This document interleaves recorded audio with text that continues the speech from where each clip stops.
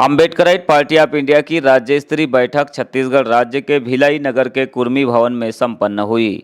बैठक में एपीआई के राष्ट्रीय अध्यक्ष धीमान विजय मानकर, जनरल सेक्रेटरी अर्जुन सिंह ठाकुर सहित राज्य के अन्य पदाधिकारी शामिल हुए। विजय मानकर ने इस मीटिंग में 3 प्रमुख मुद्दों पर पार्टी पदाधिकारियों को संबोधित किया। उन्होंने अनुसूचित जनजाति और अन्य पिछड़ा वर्ग के आरक्षण मुद्दे का समाधान बताया। साथ ही छत्तीसगढ़ की कांग्रेस सरकार द्वारा बनाए गए पेशा नियम 2022 की कमियों को उजागर करते हुए इसमें व्यापक सुधार की जरूरत पर विस्तृत जानकारी दी। इसी तरह आने वाले 2023 और 24 के विधानसभा और लोकसभा चुनाव के लिए एपीआई की तैयारियों पर भी विजय मानकर ने विस्तृत विचार रखे। उन्होंने बताया कि आरक्षण और आदिवासियों की विभिन्न समस्याओं पर अब बड़े पैमाने पर एपीआई की ओर से आंदोलन करने की तैयारी शुरू की जाए, जिससे कि आने वाले समय में इस मुद्दे पर छत्तीसगढ़ सरकार को समाधान के लिए बाध्य किया जा सके। बड़े कम समय में ये मीटिंग जो है वो आयोजित की गई और मुझे जनरल सेक्रेटरी अर्जुन सिंह ठाकुर जी ने कुछ दिनों पहले हिंट दी थी कि सर मीटिंग 9 तारीख को हम ऑर्गेनाइज करेंगे तो शायद आपको आना पड़ेगा। तो मैंने कहा कि अगर बहुत ज़्यादा ज़रूरत है तो मैं ज़रूर आऊँगा। तो शायद 9 तारीख को आपका मीटिंग ऑर्गेनाइज हुआ। कल दोपहर के बाद मुझे मैसेज दिया, तो अन्यथा मैं कल रात को ही पहुंच जाता था। तो फिर कल रात को पहुंचना संभव नहीं था क्योंकि मैसेज लेट आया, तो इसलिए आज सुबह निकल के मैं आप लोगों के बीच में आया हूँ। आप छत्तीसगढ़ में आज पर्टिकुलरली हम 3 चीज़ों पर ज़्यादा बात करेंगे। पार्टी ऑर्गेनाइजेशन को लेकर हमारी एपीआई को इलेक्शन कैसे लड़ाना है, छत्तीसगढ़ में जिताना कैसे है, रूलिंग में कैसे लाने तक हमको कोशिश करना है, इसके ऊपर हम बात करेंगे ही करेंगे। लेकिन छत्तीसगढ़ में 2 चीज़ें अभी फ़िलहाल में जो है वो निर्माण हुई है। मैं समझता हूँ कि ये सिचुएशन जो 2 सिचुएशन पर्टिकुलरली छत्तीसगढ़ में निर्माण हुई है वो बहुत ज़्यादा सीरियस है और सीरियस होगी और आगे। इसलिए जो है जब मैं ट्रेनिंग में था, 5 दिन का ट्रेनिंग देश के 10 राज्य के लोगों को, पार्टी के ऑफिस बेरर्स जो है उनको 10 राज्य के जो लोग थे उनको 5 दिन का कॉस्मिक मैनेजम का ट्रेनिंग, ग्लोबल ट्रेनिंग हमने दिया। तो जब वो ट्रेनिंग में दे रहा था तो उस समय ये बिलासपुर हाई कोर्ट का आपका जो डिसीजन आया है तो इसका इन्होंने प्रिंट आउट निकाल के दिया, क्योंकि ट्रेनिंग में हमने प्रिंटर्स भी रखे हुए थे। टेक्नोलॉजी के सपोर्ट के लिए जो चीज़ें वो भी ट्रेनिंग्स में हमारे पास मांग की सेंटर में। तो बिलासपुर हाई कोर्ट का जो ये जो निर्णय है सरगुजा संभाग को रिजर्वेशन को लेकर, तो इससे जो छत्तीसगढ़ में 58% रिजर्वेशन था, आदिवासियों का 32%, ओबीसी का 14% और शेड्यूल्ड कास्ट का 12%, ऐसा 58% जो रिजर्वेशन था उसको बिलासपुर हाई कोर्ट ने स्ट्रक डाउन किया है सरगुजा संभाग के संदर्भ में, क्योंकि छत्तीसगढ़ में 2012 से ये पिटिशंस चल रही है। 2012 से कई पिटिशंस हुई और आखिरी पिटिशन मुझे लगता है 2019 तक ये पिटिशन फाइल की गई और ये सारी पिटिशंस को क्लब करके बिलासपुर हाई कोर्ट ने डिसीजन दिया। इसका नेट रिजल्ट ये है कि सरगुजा संभाग में जो लगभग 70-75%, 76% तक जो ओवरऑल रिजर्वेशन था, जैसे अगर आप मुझे पूछेंगे तो सरगुजा में 76% रिजर्वेशन था, जिसमें ट्राइबल्स को 57% रिजर्वेशन था, ओबीसी को 14% एंड शेड्यूल्ड कास्ट को 5%। सूरजपुर डिस्ट्रिक्ट में शेड्यूल्ड ट्राइब को 45%, ओबीसी को 14%, शेड्यूल्ड कास्ट को 5%।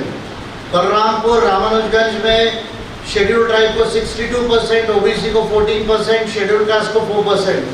जसपुर में 81% रिजर्वेशन था, जिसमें ट्राइबल्स को 62% था, ओबीसी को 14% था, शेड्यूल्ड कास्ट को 5% था। कोरिया में शेड्यूल्ड ट्राइब को 44%, OBC 14%, scheduled caste 8%। Surguja division overall 74% reservation था, जिसमें ट्राइबल्स को 57% रिजर्वेशन था, ओबीसी को 14% था और शेड्यूल कास्ट को 5% था।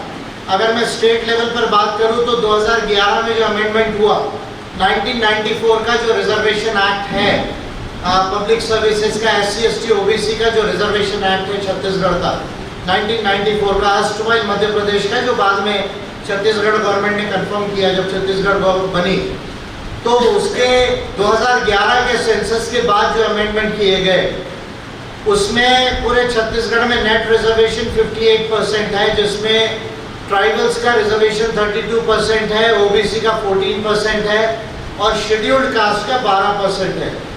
2011 के अमेंडमेंट के बाद उसको सरगुजा डिवीजन के रेफरेंस में बिलासपुर हाई कोर्ट ने स्ट्रक डाउन किया है, अनकॉन्स्टिट्यूशनल कहा है और इसका डिटेल ऑर्डर अभी वो देगा।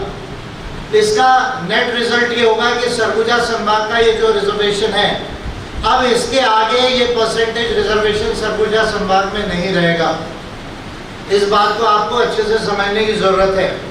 दूसरा, इस पिटीशन के आधार पर पूरे छत्तीसगढ़ में, मैं अभी से आपको वार्न कर रहा हूँ, पूरे छत्तीसगढ़ में आज नहीं तो कल, कल नहीं तो परसों फिर कोई पिटीशन होगी और पूरे छत्तीसगढ़ में 58% रिजर्वेशन को चैलेंज किया जाएगा।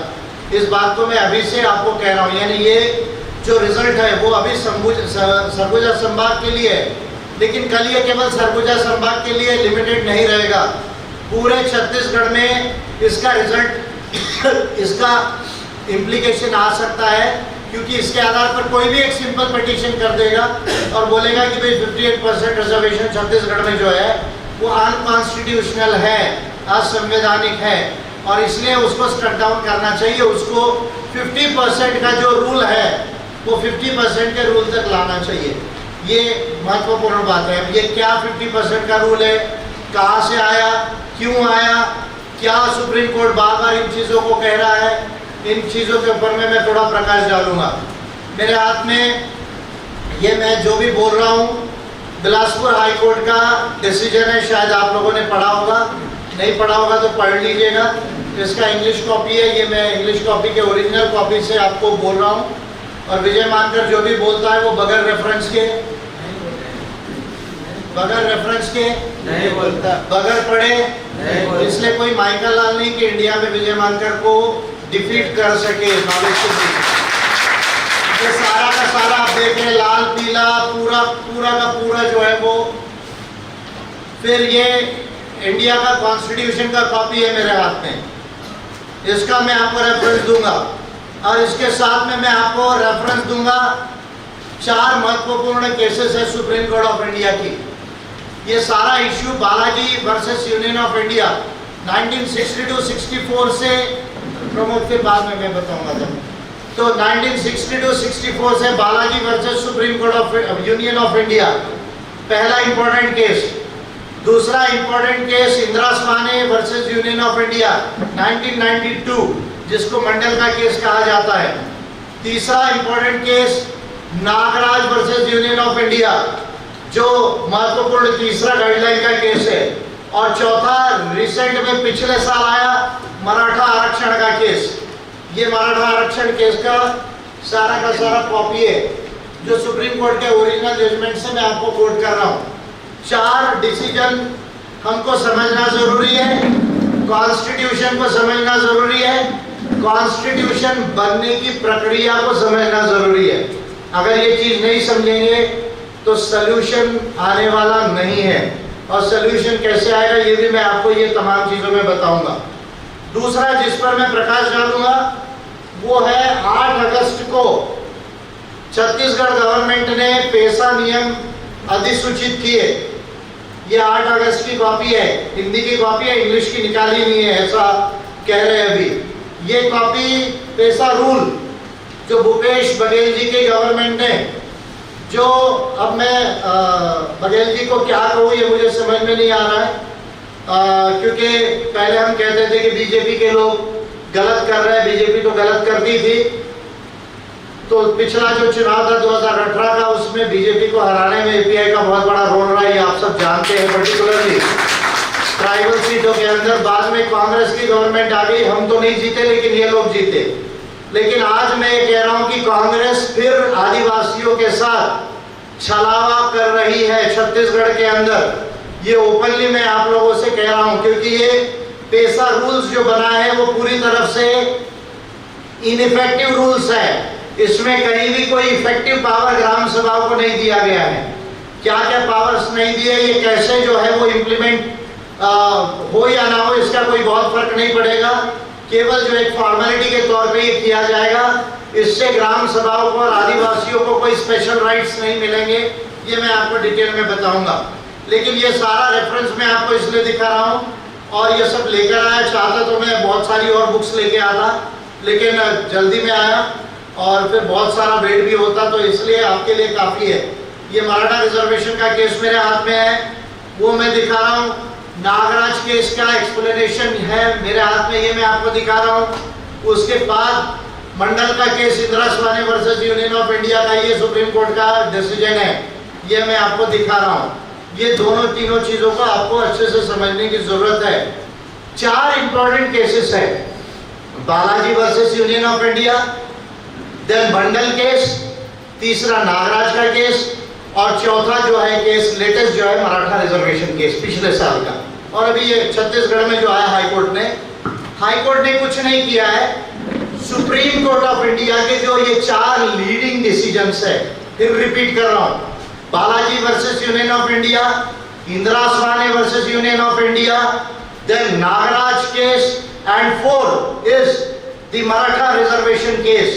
ये चारों केसेस का आधार पे छत्तीसगढ़ हाईकोर्ट ने निर्णय दिया। इसको कहा जाता है लॉ की लैंग्वेज में, कॉन्स्टिट्यूशन के सटायर डेसिस रेस जुडिकेटा, यानी एक बार कोई लॉ सेटल हो गया, वो लॉ के आधार पे बाकी कोर्ट्स जो है उसको फॉलो करके अपने अपने डिसीजंस देते हैं। इसको स्टार डेसिस कहते हैं या रेस जुडिकेटा कहते हैं, यानी उस बात को फिर बार बार उसका इंटरप्रिटेशन नहीं करती है कोर्ट। अगर सुप्रीम कोर्ट ने, अगर उच्चतम न्यायालय ने कोई चीज को सेटल कर दिया है, तो फिर उसको बार बार ओपन नहीं करती है कोर्ट्स।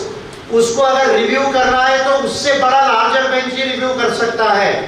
यानी 13 जजेस ने दिया हो तो फिर 15 जजेस कर सकते हैं, 5 जजेस का है तो 7 जजेस कर सकते हैं, या 13 जजेस कर सकते हैं। और ये जो तमाम केसेस है, Indira Swamy versus union of India, ये कॉन्स्टिट्यूशनल बेंच था, 13 जजेस का बेंच था, इसलिए ये सबसे बड़ा डिसीजन था।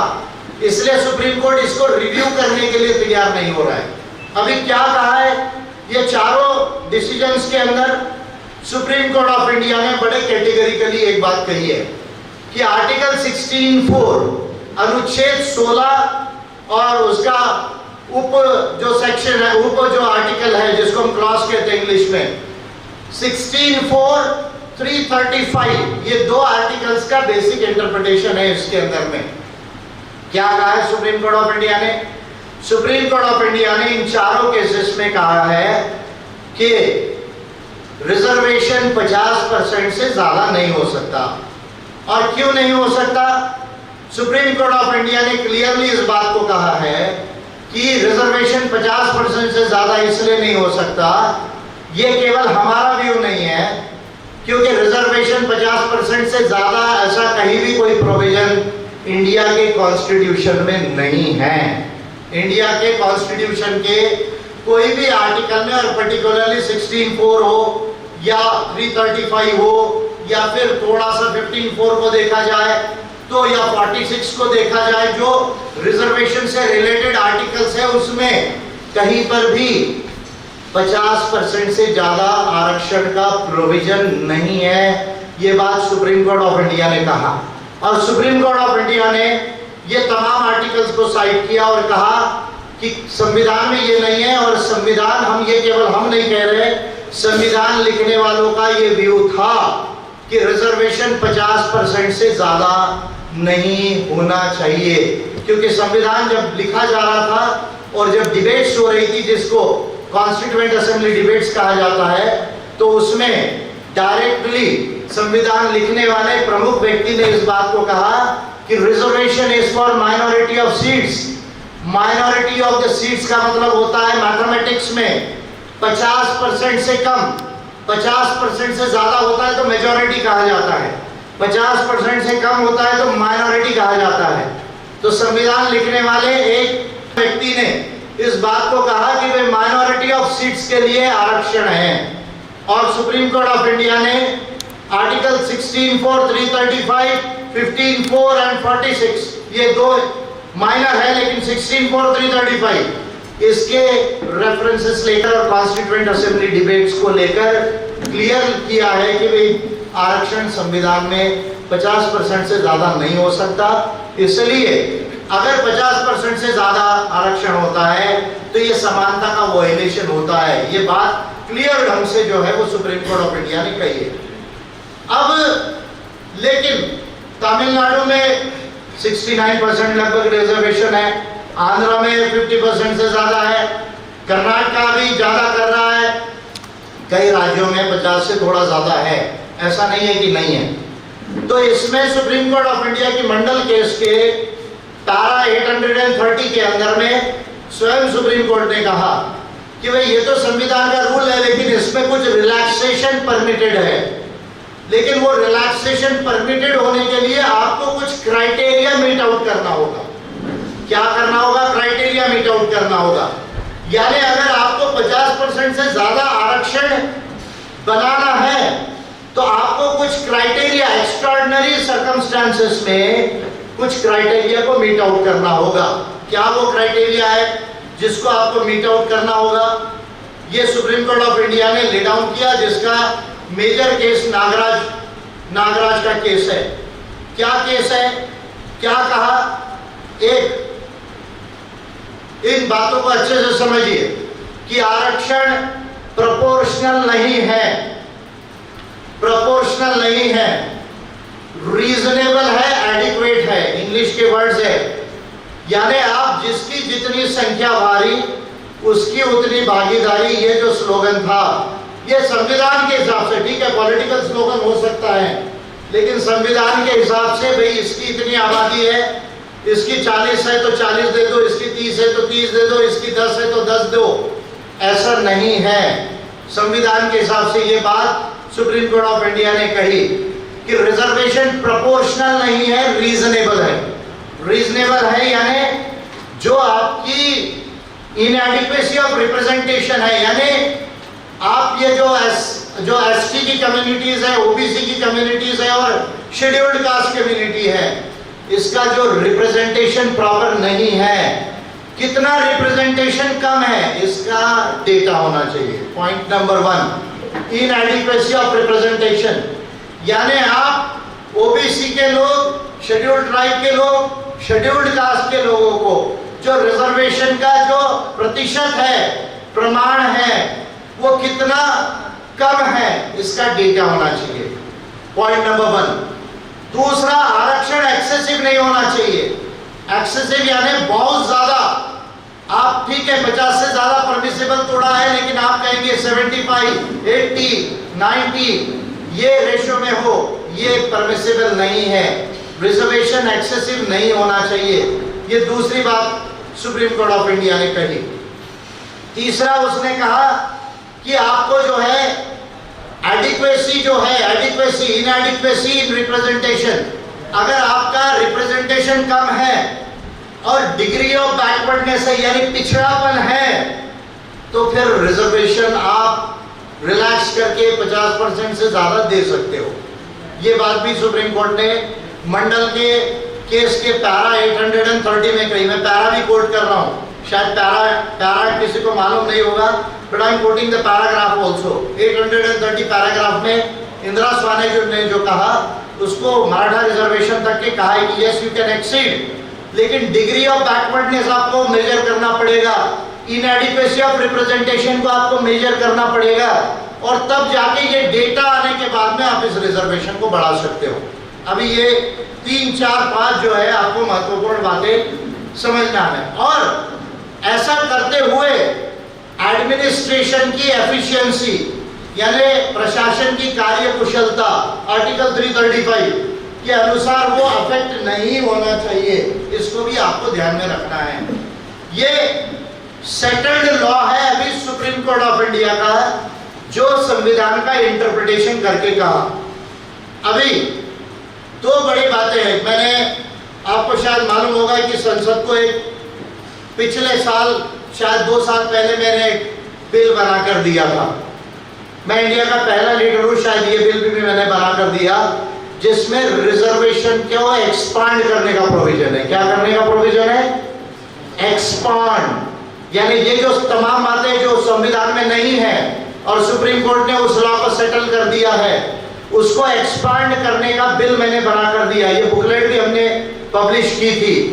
और इसमें जो बार बार 50% के सीलिंग की वजह से ओबीसी का आरक्षण जो 27% से ज्यादा नहीं बढ़ रहा है, या जैसे छत्तीसगढ़ में 14% से ज्यादा नहीं बढ़ रहा है, मध्य प्रदेश में 14% से ज्यादा नहीं बढ़ रहा है, और ओबीसी की आबादी किसी भी हालत में 43% से ज्यादा है इंडिया में, किसी भी हालत में। अभी ओबीसी की जनगणना ये बीजेपी की गवर्नमेंट नहीं कर रही है, जबकि करना चाहिए, उसमें कहीं कोई दिक्कत नहीं है। लेकिन बीजेपी की सरकार जानबूझ के ओबीसी की जनगणना इसलिए नहीं कर रही है क्योंकि ओबीसी की यदि जनगणना हो जाएगी और ओबीसी का डेटा आ जाएगा तो ओबीसी का पॉपुलेशन भी पता चलेगा और ओबीसी का बैकवर्डनेस कितना है, पिछड़ापन कितना है, ये भी पता चल जाएगा। और फिर हर रिजर्वेशन के साथ हर नीति में चेंजेस लाने पड़ेंगे ओबीसी को रिप्रेजेंटेशन देने के लिए, प्रतिनिधित्व देने के लिए, या भागीदारी देने के लिए, या उनको डेवलपमेंट के लिए। इसलिए बीजेपी की सरकार जानबूझ के सेंसस नहीं कर रही है, इस बात को आप ध्यान में रखिए। मेरा अमित शाह जी के मिनिस्ट्री के साथ ऑन रिकॉर्ड मैं जो कह रहा हूँ ऐसा भाषण नहीं, ऑन रिकॉर्ड लिखित में 14 पॉइंट्स के ऊपर लिखित में अमित शाह जी के मिनिस्ट्री के साथ मेरा बड़ा लंबा डिबेट हुआ है। क्योंकि जब मैंने पिटीशन किया ओबीसी की जनगणना का, ये वो पिटीशन है, आप इसको पढ़ सकते हैं, सब प्रिंटेड है पार्टी की तरफ से। तो उसके बाद ये 2019 में मैंने पिटीशन की, उसके बाद ओबीसी के जनगणना को लेकर अमित शाह जी की मिनिस्ट्री, होम मिनिस्ट्री ने कहा कि नहीं, हम ओबीसी की जनगणना नहीं कर सकते।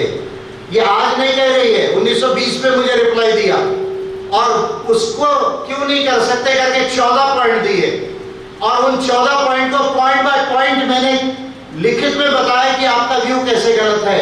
On the contrary, human rights को जो इंडिया ने साइन किया है, उन ह्यूमन राइट्स के तहत और कॉन्स्टिट्यूशन के प्रोविजंस के तहत भी आपको ये जनगणना करना चाहिए और सारा डेटा इकट्ठा करना चाहिए, सोशो इकोनॉमिक डेटा। ये मैंने प्रूव करके दिया। उसके बाद सुप्रीम कोर्ट में तेलंगाना के लोगों ने रिट पिटीशन डाली, लेकिन आज तक जो है बीजेपी की गवर्नमेंट इसको डिसाइड नहीं कर रही है। ये तमाम चीजों को आप समझो, ये कॉम्प्लिकेटेड चीजें हैं। कुछ चीजें सरकारें जानबूझकर कर रही है और बड़ी बाधाएं कॉन्स्टिट्यूशन में, इसको समझो आप। जब तक आप ये नहीं समझोगे कि ब्लॉकेजेस, बाधाएं कॉन्स्टिट्यूशन में है, तब तक आपका रास्ता नहीं निकलेगा इंडिया में। ये चीजों का रास्ता कोर्ट से नहीं निकलेगा, ये चीजों का रास्ता जय जयकार करके नारे लगाने से नहीं निकलेगा। इसके लिए serious amendment to the constitution of India चाहिए, अदरवाइज ये चीजें परमानेंटली सॉल्व नहीं होगी। लेकिन कॉन्स्टिट्यूशन ऑफ इंडिया को अमेंड करने के लिए मैंने तमाम 16 बिल दिए, जिसमें 2 आरक्षण के बिल भी हैं। उसके ऊपर में मैं पहले भी काफी बोल चुका हूं। लेकिन अभी छत्तीसगढ़ में यह समस्या कैसे सॉल्व होगी, ये महत्वपूर्ण इशू है, इसको आप लोगों को समझने की जरूरत है। पहले मैं अभी जो इमीडिएट करना है उस पर बात करता हूं, क्योंकि हम पार्लियामेंट जाएंगे, फिर संविधान का संशोधन करने का बिल मूव करेंगे, फिर वो मेजॉरिटी में पास होगा नहीं होगा, एक लंबी प्रक्रिया है। तो वो तो मैं काम कर ही रहा हूं और आप लोगों की समझ रही तो 2024 में मैं स्वयं संसद पहुंच जाऊंगा। ये बात भी मैं आप लोगों को कह रहा हूं। अगर आप लोगों की समझदारी रही, साथ रहा, तो मैं 2024 में स्वयं संसद पहुंच जाऊंगा।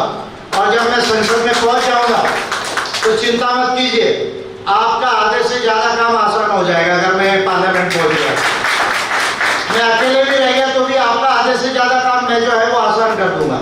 लेकिन वो आगे की बात है। अभी हमको क्या करना है छत्तीसगढ़ में, ये भूपेश बघेल जी की सरकार, ये मेरे लिए शब्द नहीं है उनको बोलने के लिए। मैं उनको बुरा नहीं बोलना चाहता, गाली गलौज नहीं करना चाहता, लेकिन डेमोक्रेसी का इश्यू है, लोगों का इश्यू है। या तो भूपेश बघेल जी को इन चीजों की समझ नहीं है। मैं आज क्लियर कह रहा हूं, या तो ये चीफ मिनिस्टर की पढ़ाई कम है, अक्ल कम है, ये बात मैं आज कह रहा हूं आप लोगों को, और या तो ये चीफ मिनिस्टर कांग्रेस की सरकार जानबूझ के ये काम कर रही। दो ही कारण है। मैं आज फिर रिपीट कर रहा हूं इस बात को। मैं उनको गाली नहीं दूंगा, कभी भला बुरा नहीं कहूंगा, लेकिन दो महत्वपूर्ण बात कर रहा हूं। या तो ये चीफ मिनिस्टर को बिल्कुल पढ़ाई नहीं है, नॉलेज नहीं है, he is not having even the minimum understanding of human rights, constitution and law। ये बात मैं बड़े प्रखरता से आज कह रहा हूं। या तो कांग्रेस गवर्नमेंट जानबूझकर इस तरह के काम कर रही है ताकि ट्राइबल्स की प्रॉब्लम बढ़ जाए, ओबीसी की प्रॉब्लम जो है वहां ही रहे, और शेड्यूल्ड कास्ट तो खुद ही प्रॉब्लम में है, बेचारे वो क्या करेंगे वो तो समझ में नहीं आता शेड्यूल्ड कास्ट के लोगों का। क्योंकि ये छत्तीसगढ़ की भी जो समस्या है, इसकी भी शुरुआत शेड्यूल्ड कास्ट लोग ही गए हैं हाईकोर्ट में, पिटीशन पे पिटीशन डाला, पिटीशन पे पिटीशन डाला, और आधे से ज्यादा पिटीशन उन्हीं की है इसमें। बाद में जनरल वालों ने पिटीशन डाली है इस पे। आपको अगर 2012 से देखेंगे तो शेड्यूल कास्ट के लोग पिटीशन पे पिटीशन डालते गए बगैर सुप्रीम कोर्ट के डिसीजन को पढ़े कि भाई ये करो, और उसका ये रिजल्ट आया है। खैर वो पिटीशन नहीं डालते तो कोई और डालता, आज नहीं आता तो कल यही रिजल्ट आता, क्योंकि ये सुप्रीम कोर्ट का सेटल्ड लॉ है, कॉन्स्टिट्यूशन की बाधाएं है, इसको आपको समझना होगा। तो अभी क्या करना है इसको समझिए आप। पहले मैं ये पॉइंट को क्लियर करता हूं, उसके बाद मैं पेशा नियमों के ऊपर में बात करूंगा, उसके बाद छत्तीसगढ़ में पेशा रूल्स में कैसी गड़बड़ी की है इसके ऊपर में मैं बात करूंगा। अब पहली बात, इसमें हाई कोर्ट और सुप्रीम कोर्ट में समय जाया नहीं करना चाहिए। मैं आपको एक बात क्लियर कह रहा हूं, हाई कोर्ट और सुप्रीम कोर्ट में समय जाया नहीं करना चाहिए। छत्तीसगढ़ के लोग जो इसका सलूशन लाना चाहते हैं, उन लोगों को मैं ये स्पष्ट रूप से कह रहा हूं कि don't waste your time in curative petitions और review petitions with the high court or an appeal in the Supreme Court of India. Of course, that is your right. You can approach to the Supreme Court of India, but that is not going to solve the problem. आपका अधिकार है, आप चाहे तो supreme court जा सकते हैं, आप रिव्यू पिटिशन हाई कोर्ट में कर सकते हैं, लेकिन इसका समाधान उससे नहीं निकलेगा, क्योंकि बालाजी से लेकर मराठा रिजर्वेशन केस तक 4 लीडिंग केसेस है, और उसके अलावा कम से कम 18-20 दूसरी केसेस है जिसमें कई पॉइंट्स पर सुप्रीम कोर्ट बार-बार इस बात को कह चुका है, और ये सेटल्ड लॉ है। तो सेटल्ड लॉ को फिर जाके आप रिव्यू करोगे और कहोगे कि वे 17 जजेस की बेंच बैठाओ, 19 जजेस की बेंच बैठाओ, संभावना प्रोबेबिलिटी 1% भी नहीं है कि सॉल्यूशन आएगा। 1% से कम है probability. So don't waste your time in the high court and the supreme court. फिर आप कहेंगे साहब सॉल्यूशन कैसे आएगा? अगर हाई कोर्ट और सुप्रीम कोर्ट नहीं जाएंगे तो सॉल्यूशन कैसे आएगा? तो सॉल्यूशन मैं आप लोगों को बता रहा हूं। What is the way out? Way out, आज से ही पूरे छत्तीसगढ़ में जन आंदोलन शुरू करो इस विषय के ऊपर में। आज से ही क्या करो छत्तीसगढ़ में, पूरे छत्तीसगढ़ में कह रहा हूं, केवल सरगुजा संभाग में नहीं, क्योंकि आज नहीं कल ये सरगुजा संभाग की प्रॉब्लम पूरी छत्तीसगढ़ में आने वाली है। पूरे छत्तीसगढ़ में इस पर आंदोलन शुरू करो। अब आंदोलन क्यों, किस लिए? केवल आंदोलन से सलूशन नहीं आएगा, ये भी मैं बता रहा हूं। आंदोलन है केवल आवाज को ऊपर लाने के लिए। किसको ऊपर लाने के लिए? आवाज को और विचार को ऊपर लाने के लिए आंदोलन है। आंदोलन से कभी, केवल आंदोलन से समस्या नहीं निकलती है, रूल ऑफ लॉ को यूज करना पड़ता है। कॉन्स्टिट्यूशनल डेमोक्रेसी में रूल ऑफ लॉ को यूज करना पड़ता है। रूल ऑफ लॉ का मतलब होता है कि आपको संविधान में अमेंडमेंट्स लाना पड़ता है, या आपकी स्टेट लेजिस्लेचर्स में उस तरह के अमेंडमेंट्स को लाना पड़ता है। ये सेकंड बात है जिसको समझने की जरूरत है। तो अब आपको जन आंदोलन क्यों करने के लिए मैं कह रहा हूं, और जन आंदोलन में बैनर का मैटर क्लियर हो, जन आंदोलन में बोलने की बातें क्लियर हो। क्या क्लियर हो? कि सुप्रीम कोर्ट ने स्वयं ये कहा है कि 50% से ज्यादा हो सकता है रिलैक्सेशन, लेकिन एक्स्ट्राऑर्डिनरी केस में, विशेष परिस्थितियों में। क्या विशेष परिस्थिति? कि आपको बैकवर्डनेस का डेटा चाहिए, रिप्रेजेंटेशन कितना कम है इसका डेटा चाहिए। तो it requires a survey, special survey now by the Chhattisgarh government. Chhattisgarh government के द्वारा अब एक विशेष सर्वे बहुत बड़े पैमाने पर करने की जरूरत है। और मैं ये बता रहा हूं, एक महत्वपूर्ण बात है, ये केवल आदिवासियों के लिए नहीं है, ये आदिवासियों के साथ ओबीसी के रिजर्वेशन को बढ़ाने का मौका है छत्तीसगढ़ में। आप मेरी बात को अच्छे से समझिए। अगर एक नया पूरा सर्वे छत्तीसगढ़ में होता है OBC, tribals and scheduled caste के लोगों का, कि भाई इनका पिछड़ापन कितना है, एजुकेशन में कितने पिछड़े हैं, जमीन में कितने, आर्थिक तौर पे कितने, नौकरियों में कितने, ग्रुप ए में कितने, ग्रुप बी में कितने, ग्रुप सी में कितने, ग्रुप डी में कितने, पब्लिक सेक्टर में कितने, म्युनिसिपैलिटीज में कितने, जिला परिषद जिनको आप जिला पंचायत बोलते वहां से लेकर तो जो गांव तक के ऑफिसर्स है वहां तक कितने, कितना इनका कैडर में कम है, ज्यादा है, पॉपुलेशन कितनी है, रिप्रेजेंटेशन कितना है, अगर वो ओपन में कंपीट करे तो कितना परसेंट जीत के क्वालिफाई होते हैं, कितने नहीं होते, एक विस्तारित डेटा, इसका स्पेशल सर्वे छत्तीसगढ़ गवर्नमेंट को करना होगा। ये काम जब तक छत्तीसगढ़ गवर्नमेंट नहीं करेगी तब तक के बात आगे नहीं बढ़ेगी, पहला पॉइंट। दूसरा पॉइंट, जब ये सर्वे हो जाएगा और सर्वे का डेटा आएगा, और डेटा भी मेजरेबल डेटा चाहिए। सुप्रीम कोर्ट ने कहा है कि डेटा शुड बी मेजरेबल, हमको गिनते आना चाहिए, हमको वेरीफाई करते आना चाहिए, क्वांटिफाई करते आना चाहिए कि यस 100 में इतना प्रतिशत है, इसमें इतना प्रतिशत पीछे, इतना प्रतिशत आगे है, ऐसा मेजर करते आना चाहिए। क्वांटिफाइबल डेटा होना चाहिए, मेजर करते आना चाहिए। कोई भी आंकड़ा मोटा मोटा उठाकर देने से बात बनने वाली नहीं है। प्रॉपर स्टैटिस्टिकल डेटा होना चाहिए। कौन सा डेटा होना चाहिए? स्टैटिस्टिकल। कौन सा डेटा? स्टैटिस्टिकल डेटा होना चाहिए, जिसका मीन, मीडियन, मोड निकल सके, स्टैंडर्ड डिविएशन निकल सके। ये जो वेरीफाइबल डेटा है, वो वेरीफाइबल डेटा अगर होता है तो फिर आपका 1994 का जो आरक्षण का एक्ट है छत्तीसगढ़ का, उसमें गवर्नमेंट को अमेंड करना पड़ेगा और उसको फिर नोटिफाई करके फिर रिजर्वेशन को ठीक करना पड़ेगा। मेरे हिसाब से मोटा मोटा 70% रिजर्वेशन छत्तीसगढ़ में हो सकता है, मोटा मोटा। मैं पूरे स्टेट के लिए कह रहा हूँ, डिवीजन के लिए फिर बाइफर्केशन होगा। मोटा मोटा 70% हो सकता है, मैं आपको मोटा मोटा बता रहा हूँ। और 32 है तो कृपा करके केवल 32 ही होना चाहिए, ये मत बोलो, कृपा करके मत बोलो, क्योंकि प्रोपोर्शनल नहीं है। 1-2% कम भी हो तो उसमें माइंड मत करो, नहीं तो 20% हो गया है, समझ रहे आप इस बात को। तो 1-2% कम भी हो तो चलेगा। मोटा मोटा छत्तीसगढ़ में ट्राइब का रिजर्वेशन 30% हो सकता है, मोटा मोटा ओबीसी का रिजर्वेशन 30% हो सकता है, 32 तक भी हो सकता है। मोटा मोटा शेड्यूल्ड कास्ट की जनसंख्या 11.5%, लगभग 12% है। मोटा मोटा शेड्यूल्ड कास्ट का रिजर्वेशन भी 11% हो सकता है।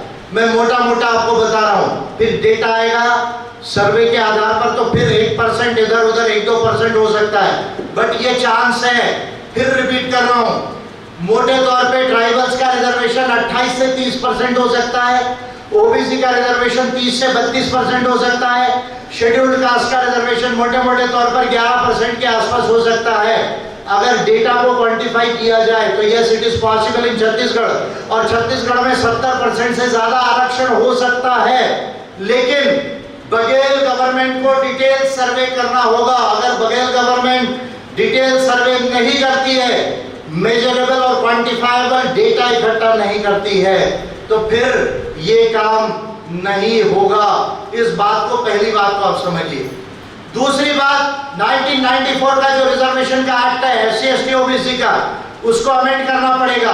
तीसरी बात, इसको 9 शेड्यूल में डालने के लिए सेंट्रल गवर्नमेंट को रेफर करना पड़ेगा। आखिरी पॉइंट बोल रहा हूं, 9 शेड्यूल में इसको डालने के लिए सेंट्रल गवर्नमेंट को रेफर करना होगा। फिर रिपीट कर रहा हूं, पहला स्टेप, डेटा के लिए सर्वे होना चाहिए, पॉइंट नंबर 1।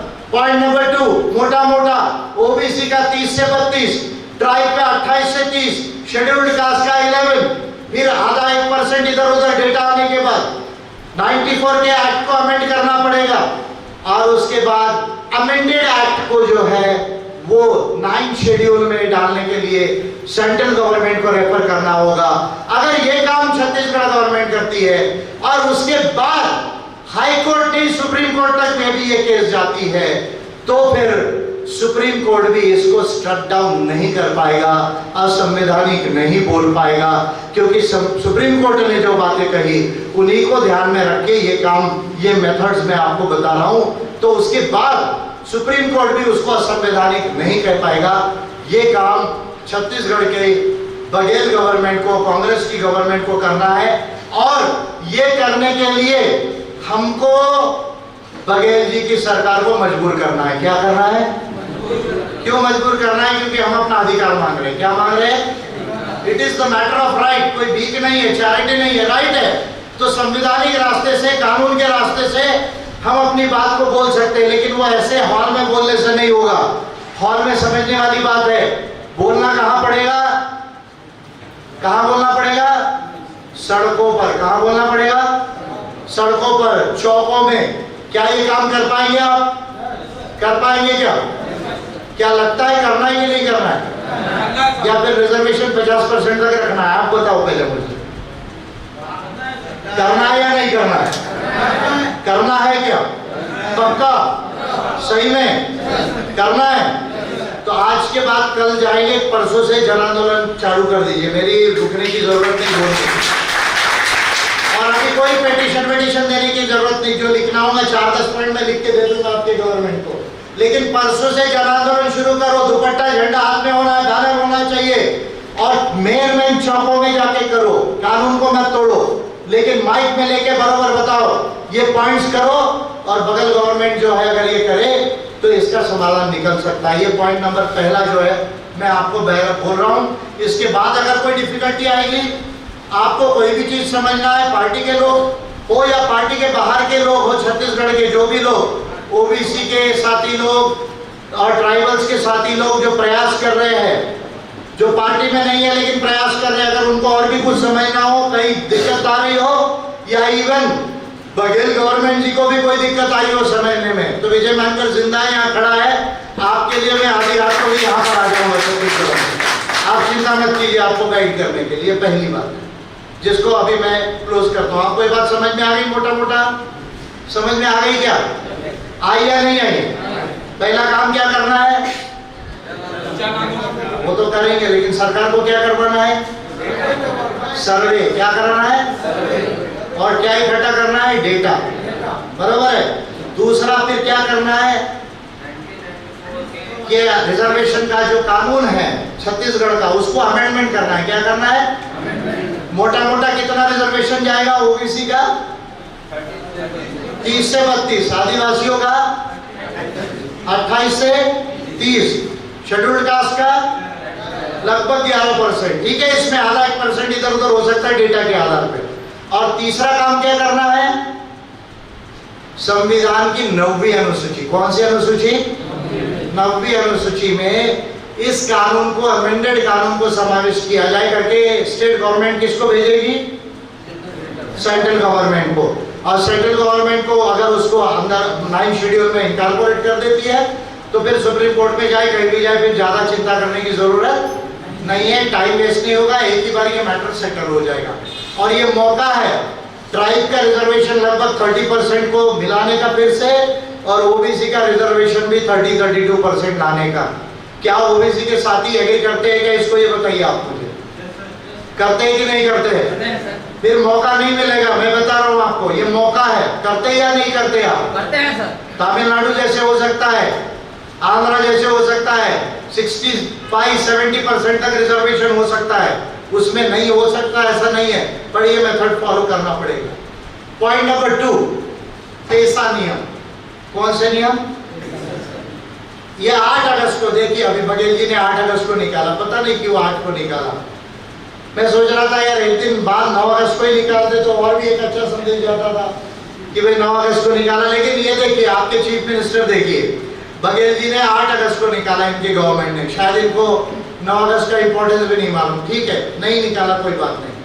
अभी ये जो ग्राम सभाएं ये जो दिया गया है, इसमें ग्राम सभाओं को इफेक्टिव पावर्स नहीं दिए। क्या क्या इफेक्टिव पावर नहीं दिए आपको मैं बताता हूँ। ग्राम सभा के अध्यक्ष को अकाउंट पे साइन करने का पावर नहीं है, पॉइंट नंबर 1। यानी जो इसका अकाउंट बनेगा ग्राम सभा का, इसको साइन कौन करेगा?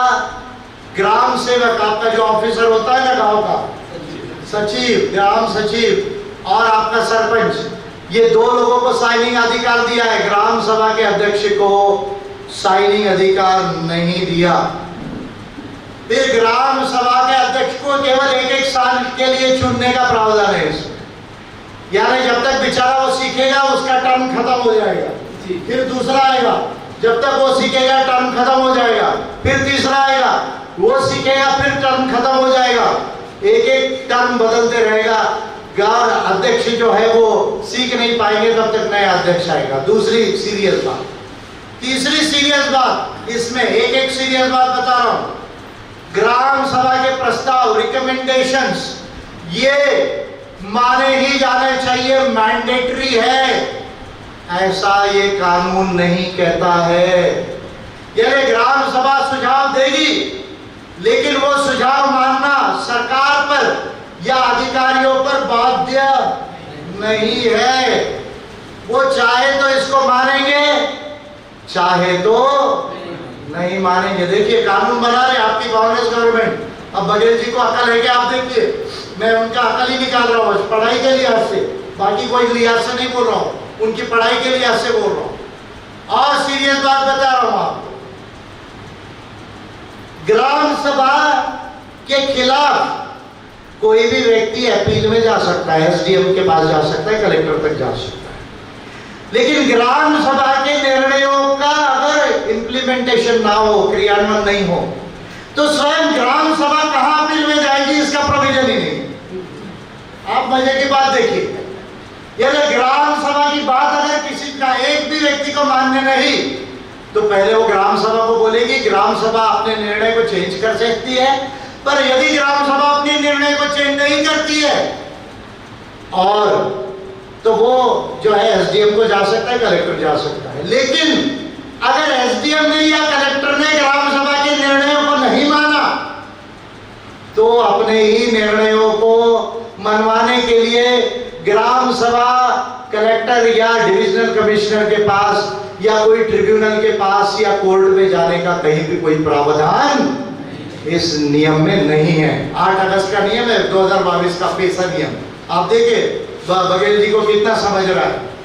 फिर और बात आपको बता रहा हूं, इसमें आदिवासियों को यदि जंगलों से निकाला जाता है, क्योंकि ये शेड्यूल्ड एरिया में, तो आदिवासी को इफेक्ट करेगा ज्यादा। आदिवासी के साथ थोड़ा थोड़ा ओबीसी है, थोड़ा थोड़ा शेड्यूल्ड कास्ट है, तो 1-2 लोग रहते हैं, तो उनको भी इफेक्ट करेगा। लेकिन मेनली किसको इफेक्ट करेगा? आदिवासियों को। अब मजे की बात देखिए, अगर आदिवासियों की अगर को बाहर निकाला जाता है उनकी जमीनों से, तो ये कहा गया है कि वे उनको जमीन के वजह में जमीन दो, सिंचाई वाली जमीन दो, ये लिखा गया है। लेकिन उसके अलावा अगर मान लीजिए वो जमीन फिर भी उस लायक ना हो, उसका विस्थापन ऐसे जगह हो जहां से उसकी इकोनॉमिक कंडीशन अफेक्ट हो रही हो, तो कॉम्पनसेशन की बात भी की गई है इस कानून के अंदर में। लेकिन कितना कॉम्पनसेशन?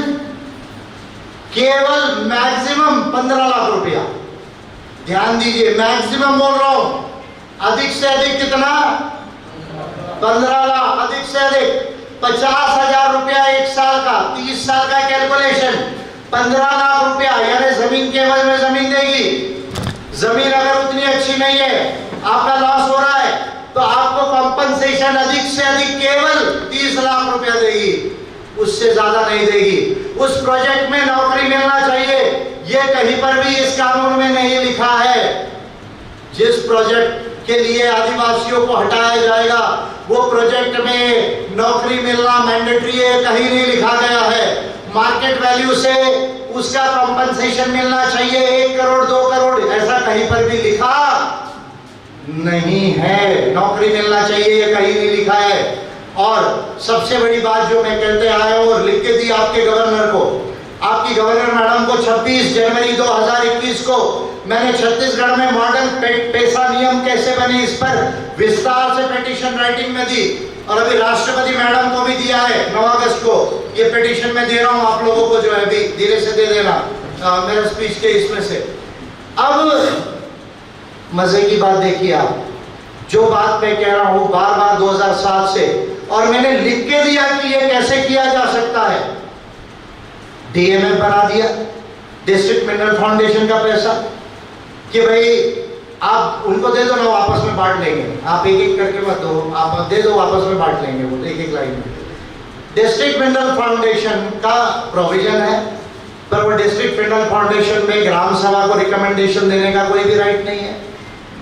ग्राम सभा को रिकमेंडेशन देने का कोई भी राइट नहीं है, उसके अंदर में कोई भी राइट नहीं है।